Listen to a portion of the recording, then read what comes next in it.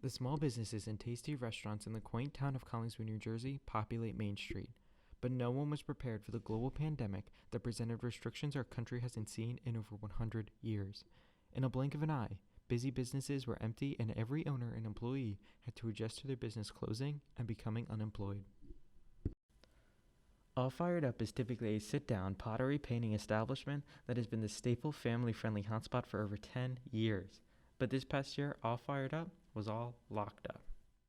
The major challenges were furloughing the employees, making sure they were all okay, and then filling out paperwork to try and get the loans and the help from the government and stuff like that was was difficult, trying to make our way through that. Most of the other employees either were not comfortable coming back, so when we offered them hours, they declined because they had loved ones at home that they were afraid of getting sick. We've had to take away at least half of our tables, actually more than half of our tables.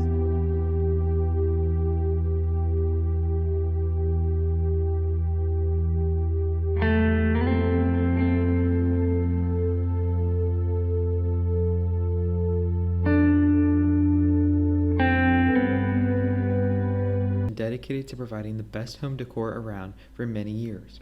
But with people afraid to leave the comfort of their own homes, Art Gallery Plus has had to make necessary changes to stay in business.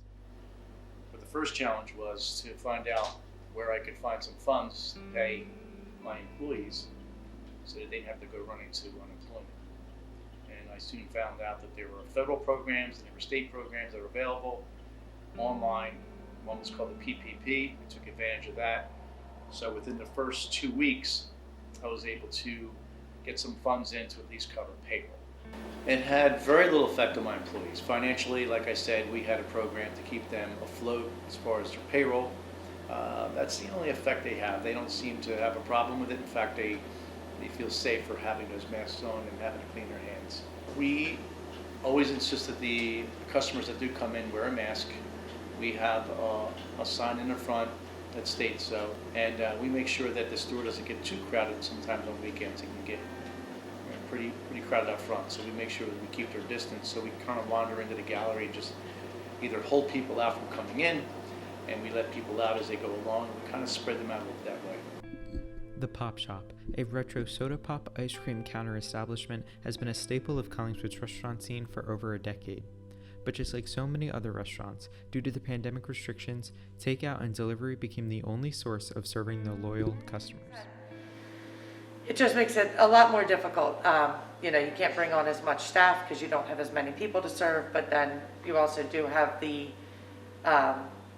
additional added takeout and third-party delivery systems. Of course, as a business, especially a restaurant, when you are forced to close with no notice, you have a lot of inventory. So we had a lot of food that obviously went bad. I mean, we distributed it. But I would say that was probably the biggest challenge right off the bat, was the amount of inventory that we lost. Same way it's affected us all, in the wallet. There's no really any two ways about it. There's less hours to go around. There's less tips to go around. 2020 has brought many unprecedented challenges, forcing businesses to reevaluate and make cautious changes. There will be even more unexpected obstacles placed in the way of the classic small business as the effects of the pandemic linger. But as displayed by our 3 persevering small businesses, there's a lot of determination in the little guy. If the adjustments made over the past couple of months show anything, it's that the small business is the definition of resilient.